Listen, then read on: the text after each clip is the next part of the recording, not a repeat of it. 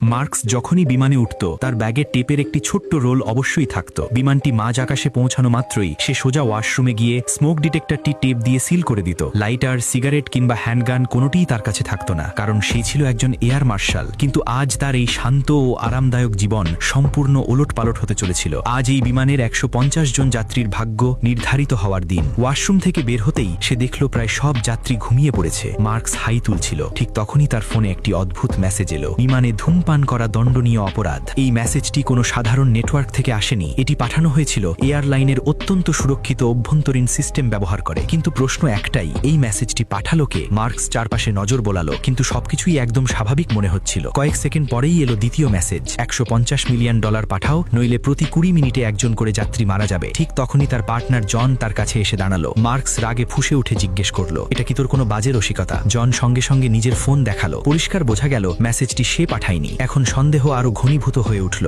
সত্যিই কি বিমানে কোনো হাইজ্যাকার আছে? মার্কস দ্রুত ক্যাপ্টেনকে সব জানালো, কিন্তু ক্যাপ্টেন সাফ জানিয়ে দিলেন, আমরা এখন নিউ ইয়র্কের আকাশ সীমার উপরে আছি, এমার্জেন্সি ল্যান্ডিং সম্ভব নয়। এবার মার্কস মাথা খাটিয়ে একটি পরিকল্পনা করলো। সে হাইজ্যাকারের সাথে চ্যাট চালিয়ে যেতে লাগলো। একই সঙ্গে ফ্লাইট অ্যাটেন্ডেন্ট মেরি ও অ্যানাকে গোপনে যাত্রীদের ওপর নজর রাখতে বলল। যার ফোন ব্যবহার করা হবে তার নাম সঙ্গে সঙ্গেই ফ্ল্যাগ হয়ে যাওয়ার কথা। কিন্তু স্ক্রিনে যে নম্বরটি সবচেয়ে বেশি অ্যাক্টিভ দেখা যাচ্ছিল সেটি ছিল জনের নম্বর। জন যখন ওয়াশরুমের দিকে গেল, মার্কস নিঃশব্দে তার পিছু নিল। দরজা বন্ধ হওয়া মাত্রই মার্কস ফেটে পড়ল। তখন জন আর নাটক না করে বলল, চল অর্ধেক টাকা ভাগ করে নি। মার্কস নিচে ঝুঁকে জনের ফোন দেখতে চাইতেই সেই মুহূর্তে জন তার উপর হামলা চালালো। দুজনের মধ্যে তুমুল লড়াই শুরু হয়ে গেল। হঠাৎ করেই জন তার বন্দুক বের করে ফেলল। সেই মুহূর্তে মার্কসের সামনে আর কোনো পথ খোলা ছিল না। সে ট্রিগার টিপে দিল। ঠিক তখনই ২০ মিনিট পূর্ণ হয়ে গিয়েছিল। আর তখনই মার্কস বুঝতে পারল সবকিছুই ছিল এক বিশাল চক্রান্তের অংশ, আর সে নিজেই পড়ে গেছে সেই ফাঁদে। হুমকির প্রথম মৃত্যুটি ছিল খোদ জনেরই মৃত্যু। মার্কস জনের ফোন তুলে নিল, ওয়াশরুমের দরজা ভেতর থেকে লক করে দিল। বাইরে ফিরতেই ফোনটি আবার ভাইব্রেট করে উঠল। যদি এটা শেষ করতে চাও তবে টাকা নিয়ে এসো, নইলে একে একে মানুষ মরতেই থাকবে। ঠিক সেই মুহূর্তে ক্যাপ্টেন মার্কসকে থামিয়ে দিলেন। তার বন্দুক আর ব্যাজ কেড়ে নেওয়া হলো, কারণ যে অ্যাকাউন্টে টাকা পাঠাতে বলা হয়েছিল সেটি ছিল মার্কসের নিজের নামেই খোলা। ক্যাপ্টেন এখন তার কোনো কথাই বিশ্বাস করতে পারছিলেন না। উপরন্তু ২০ মিনিট পেরিয়ে গেলেও কোনো যাত্রীর কিছুই হয়নি, তাই সন্দেহ ওঠাটাই ছিল স্বাভাবিক। কিন্তু একটি সত্য শুধু মার্কসই জানত,